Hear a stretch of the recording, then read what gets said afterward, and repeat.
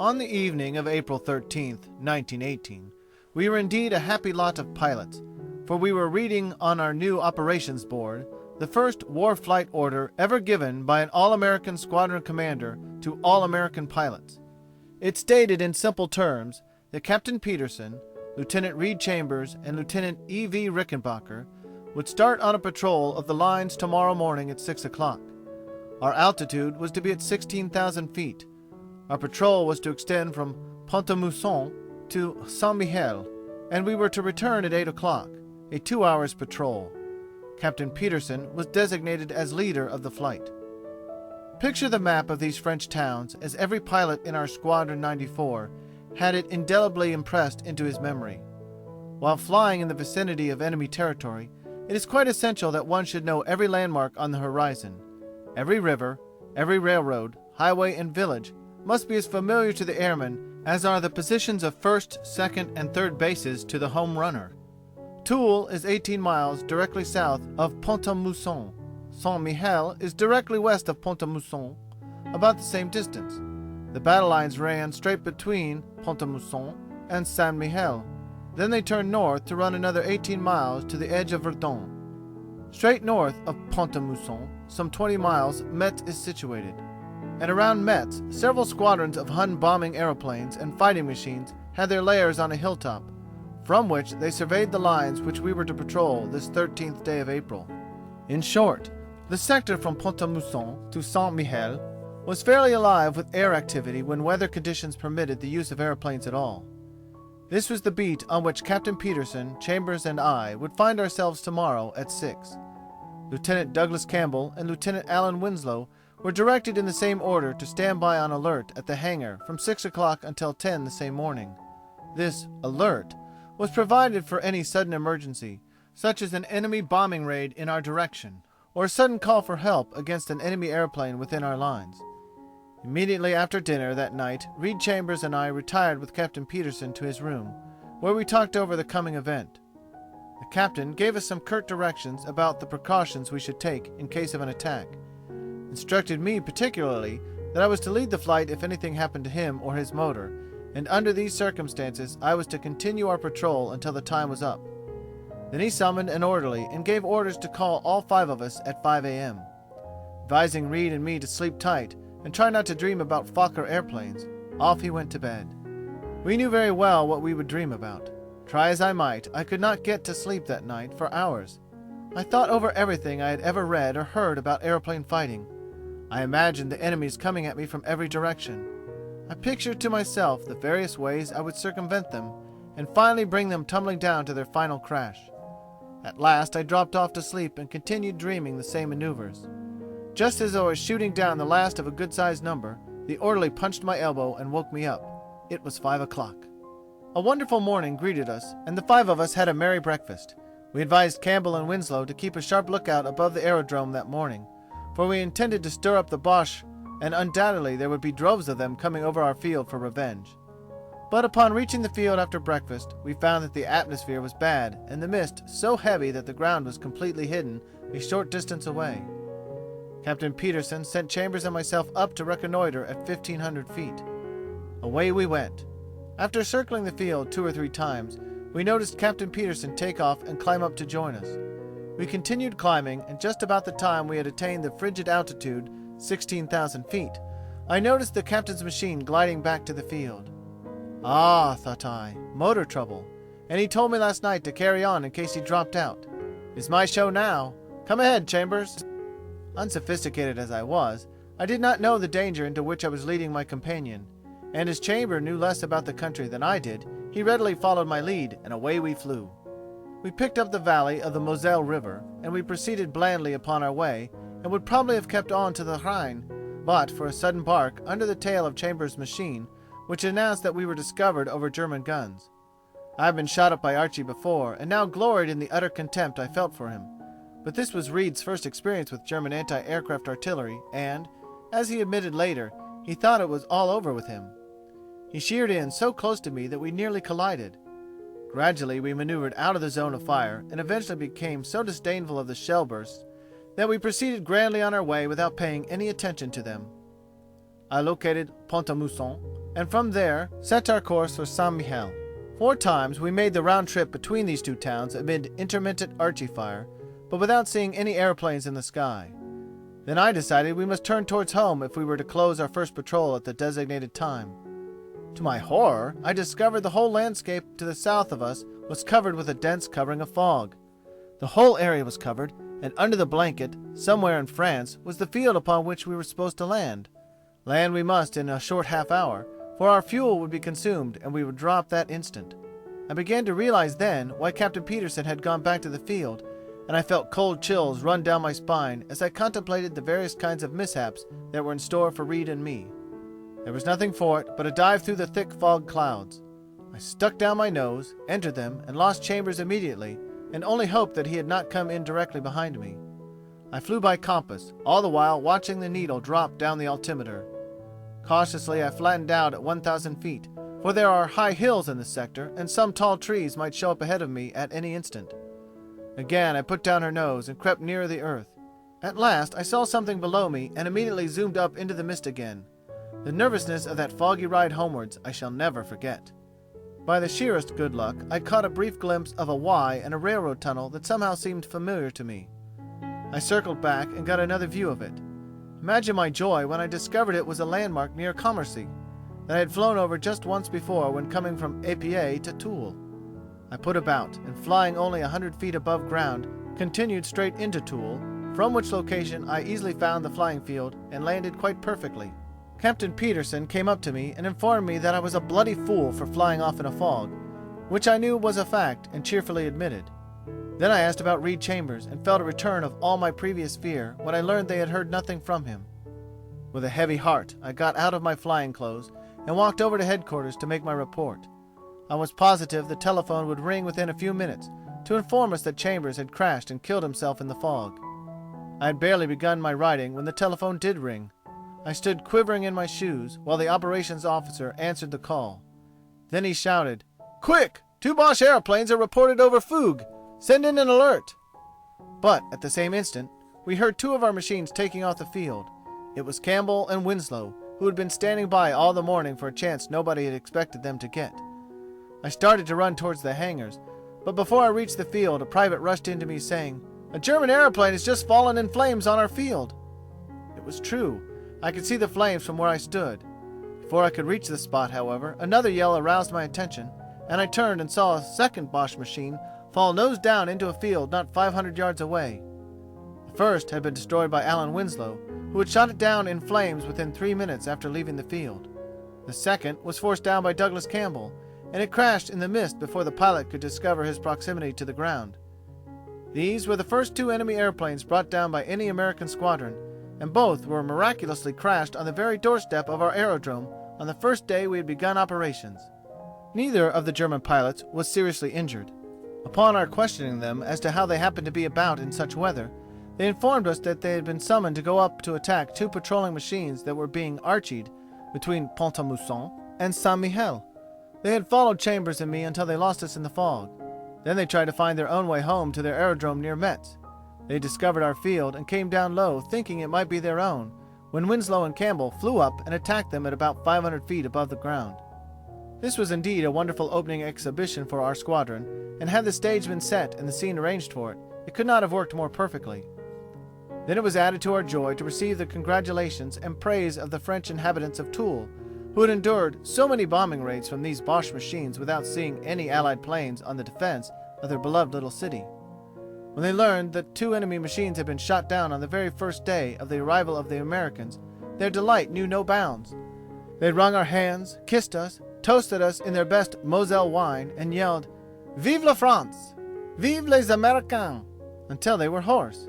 We each took a souvenir from the German machines, which were to be the first of our long series of descendus, and the remains of the captured prizes we rolled into Toul, where they remained upon exhibition in the city square until the last vestiges of them disappeared. To complete our joy, we learned that Reed Chambers had landed a short distance away from our drome, and that night he came in to join us. For the next few days the squadron lived upon its reputation and received the congratulations of our superior officers and the staff with much mock nonchalance. Lieutenants Campbell and Winslow were overwhelmed with telephone calls and cablegrams. From all parts of the United States, congratulations came to them, and quite a number of messages were sent to the two victors from England and France. It was particularly fortunate for the squadron that such an extraordinary success should have marked the very first day of our operations, and still more lucky that the enemy machines had crashed inside of us all. The episode put great confidence into all of us, and we felt that we were a match for the whole German Air Force. The date of this first American victory was April 14th, 1918. For several days following, bad weather kept us idle on the ground, but on April 18th an alert was sounded informing us that an enemy plane was seen over Pont-à-Mousson.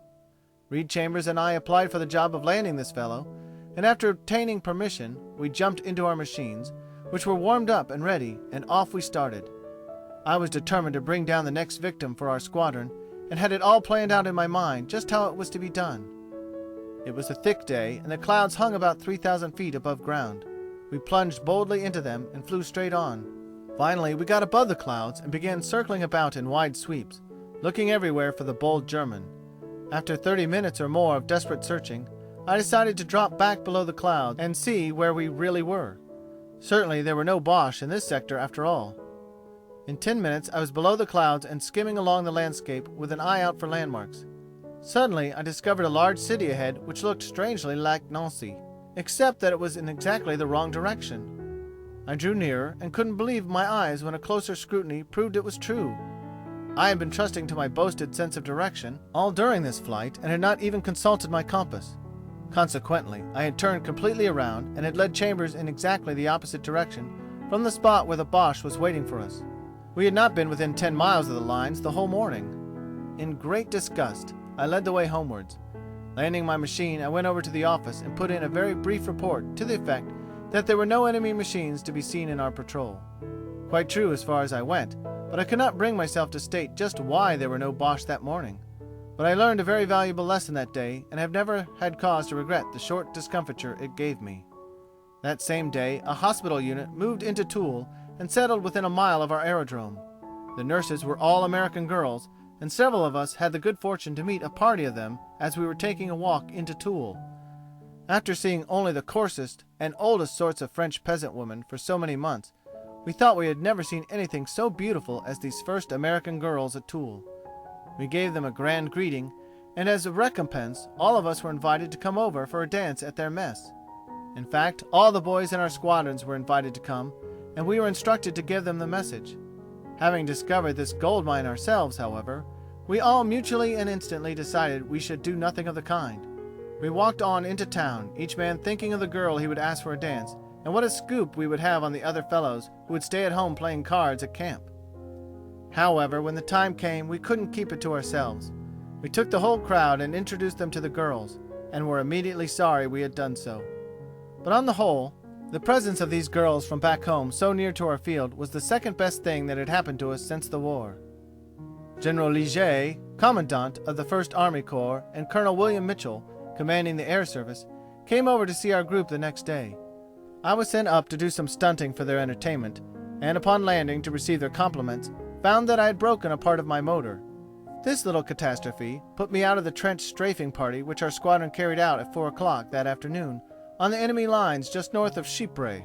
It was a wonderful success, and all the boys came home overjoyed with the scurrying troops on the ground that had been thrown into great confusion by the attack of the aeroplanes. This ground strafing is probably the most exciting sport in aviation, and one that is attended with comparatively little danger to the pilot. The aeroplanes swoop down so swiftly and are so terrifying in the roar of their engines and the streams of bullets issuing forth from 2 rapid-fire guns that an ordinary soldier always looks for a hole rather than for any weapon of defense. The machine passes overhead so quickly that I imagine no gun can begin to be aimed until we are gone. Only when a steady barrage fire is going up and a pilot happens to pass through its very path does he get injured while upon this work. I have frequently dived down upon a highway filled with marching Germans and put them to flight with one swoop. If they ever fired at me, I never knew it, and never have seen any evidence of a hit through my wings. All these little details seemed very important to me at the time, for it must be remembered that every pilot in our group was fearfully inexperienced and overawed by the mysteries in store for him in the future. War to us was very much of a plunge into an unknown planet. We knew something of the wiles of the enemy, and were familiar enough with the dangers that every pilot was so fond of describing. But there remained always that unknown fear of a new menace. Ever constant was the impression that luck might for an instant desert us, and that instant would end the war for us. We often wondered just what new danger would be thwarted by pure luck each time we went out for a patrol into enemy territory. So it was that each experience that came to me in those first days of war flying made a great impression on my mind. I grew more confident each day. Many doubts were removed, more disdain for the enemy came to me, and a growing certainty gradually possessed me that I had fathomed all the possibilities that could threaten me and my airplane when over the lines of the enemy. I had always tried to remember every incident that happened, so that in the future I might take advantage of familiar circumstances. I was standing by on the aerodrome on April 23rd when about noon we received a warning by telephone that an enemy airplane had just been sighted between Saint-Mihiel and Pont-à-Mousson, flying from west to east. Major Huffer sent me word to get off immediately and find the Boche. No one else was ready, so I set off alone. I took off the field, and pulling up her nose, I lifted my little Newport straight upwards as steeply as she would climb as I set a direct course for Pont-à-Mousson. The day had been rainy and cloudy, and it had been several days since there had been any activity in the air. In 5 minutes I picked up the river, and the little city of Pont-à-Mousson crowded along its bank. I was some 8,000 feet up. The French now held Pont-à-Mousson. Enemy artillery had been doing considerable damage to the bridge and buildings, and this now disclosed itself to my eyes. Many roofs were torn off, and the whole town was badly knocked about. I took my eyes away from the ground and began to search the skies for a moving speck. A sudden palpitation of my heart indicated that I did see a speck. On the very first glance I shot into Germany. There, at about my own altitude, was the wasp-like edge of an airplane coming directly towards me. I began to shiver lest he had seen me first while I was joyriding over Pont-à-Mousson, and had thus had time to form a plot of his own before I had formulated any of mine. Both of us continued dead ahead at each other for 20 seconds or so, until we arrived almost within shouting distance, when I discovered to my great relief that he wore the blue center cocarde of a Frenchman, and his machine was a Spad. We had fortunately neither of us fired a shot. Suddenly I saw the French pilot zoom up over me and attempt to get on my tail. Whether joking or not, I couldn't permit such a maneuver, so I quickly darted under him and got the best position myself. The Newport can outmaneuver a Spad, and has a little faster climb, so the stranger soon found he had his match. But to my amazement the fellow kept circling about me, continually trying to bring his guns to bear upon me. I began wondering then whether he was some idiot who did not know an ally when he saw one, or was he a real Boche flying over our lines in a captured French machine? The former was evidently the correct solution, for as soon as I came by him again, I turned flat over in front of him and let him have a long look at my American white center cocardes on my wing. This performance apparently satisfied my persistent friend, for he soon swerved off and went home, leaving me to proceed on my mission. This little episode taught me another lesson. Since that day, I have never taken any chances with any airplane in my vicinity, whether it was friend or foe. Some friends are better shots than our casual enemies. My real quarry had made his escape during my little tourney with the Frenchman, and I found no game in the sky, though I flew a full 2 hours along the lines. When I returned home, however, I found myself surrounded by the whole force as soon as my Newport stopped rolling along the ground. They fairly overwhelmed me with congratulations for bringing down a Boche, who had been seen to fall by one of our artillery batteries. As he fell in the very sector which I was then patrolling, they naturally credited me with the victory. It was a pity to undeceive them, but it had to be done. The curious climax to this affair was that we never did discover who shot down that Boche machine. It was never claimed by anyone else. But for my part, I was convinced that I certainly could not have accomplished my first victory without firing a shot, or even seeing my enemy. Thus I had all the fruits of a first victory without having won it. But what was far more important to me, I had learned something more in the art of war flying. I had undoubtedly saved my life by keeping out of the gun sight of a friendly machine. The very next day I learned another lesson.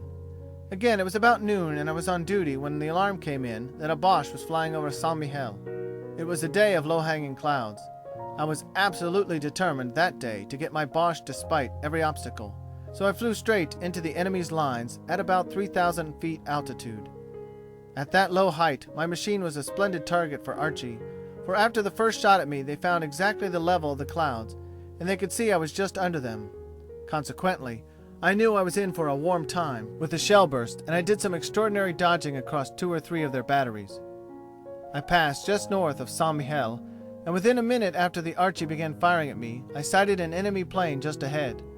I was coming in upon him from the rear, for I had decided it would be a brilliant idea to cross the lines halfway to Verdun and catch the Boche from a quarter that might be unsuspected. It had worked perfectly, though I couldn't understand why he had been so blind as to let the black bursts of shell fire around me pass unnoticed. But still he sat there, with apparently no intention of trying to get away. I began to get nervous with the idea that this was almost too much of a good thing. Was he really a Boche? As this was in reality the first German machine I had ever seen in the air, and I had judged his status from the shape of his wings and fuselage, I thought perhaps I'd better actually take a look at his markings before firing, and see that it really had a black cross painted on his machine. So I dropped my finger from the trigger of my gun and dived a little closer. Yes, he was a Boche, but instead of having a black cross, he wore a black cocarde. It was a black cocarde with a white center. This must be something new, as no such markings had ever been reported at our headquarters. However, he was no friend of mine, and I would now proceed to down him. Why did he linger so complacently about my guns? Suddenly I remembered the oft-repeated instructions of Major Lufbery about attacking enemy observation machines. Always remember, it may be a trap. I hurriedly looked over my shoulder, and just in time. There, coming out of a cloud over my head, was a beautiful black albatross fighting machine that had been hiding about, waiting for me to walk into his trap. I gave one pull to my joystick and zoomed straight upwards on my tail without giving a second thought to my easy victim below me. To my delight, I found that I could not only outclimb my adversary, but I could outmaneuver him while doing so. I got above him after a few seconds, and was again pressing my triggers to fire my first shots in the Great War, when it again occurred to me that I had better look again and see that nobody else was sitting farther upstairs watching this little party with a view of joining in, while my attention was diverted. I shot a sudden glance over my shoulder. Instantly, I forgot all about bringing down Boche airplanes, and felt overwhelmed with one immense desire to get home as quickly as possible. 2 airplanes from Germany were coming head-on at me not 500 yards away. How many more there were behind them I didn't wait to determine. I was convinced that my inexperience and stupidity had led me into a stupendous plot against my person, and I was in for a race for my life. On that homeward trip I experienced a great variety of feelings. I had been led to believe that German planes were not very good, and that we could fly away from them whenever we wanted to. As I looked back over my shoulder and ascertained that they were gaining upon me in spite of every maneuver that I tried, I felt a queer sort of admiration for their misjudged flying ability, mingled with an unspeakable contempt for the judgment of my instructors, who had claimed to know all about German airplanes.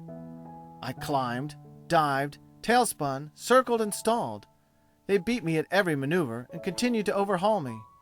Just when I had begun to despair of ever seeing my learned instructors again, I ran into a cloud. Dimly I realized I was in a position of advantage for the moment, so I improved it to the utmost. Halfway in, I reversed directions and began climbing heavenward. After 30 minutes, industriously occupied in throwing my pursuers off my trail, I ventured out of concealment and gratefully made my way home. There on the field, 2 of my dear old comrades were waiting for me to come in. What anxiety they would have suffered if they had known what I had just been through. "Hello, Rick! Why the devil didn't you wait for us?" Doug Campbell inquired as I began to climb out of my machine. "We chased you all over France trying to catch up with you." "Where did you go, Eddie, after we lost you in those clouds?" demanded Charlie Chapman, looking at me interestedly as he leaned against my suspended leg. "We've been home almost half an hour." Here it seemed were the 2 pilots, American instead of Boche, who had been chasing me. I thought very intently for a quarter of a second. Then I pushed Chapman away and descended from my machine. "I thought I remembered seeing a Boche back in Germany and went back to make sure," I replied easily. "But I guess I was mistaken."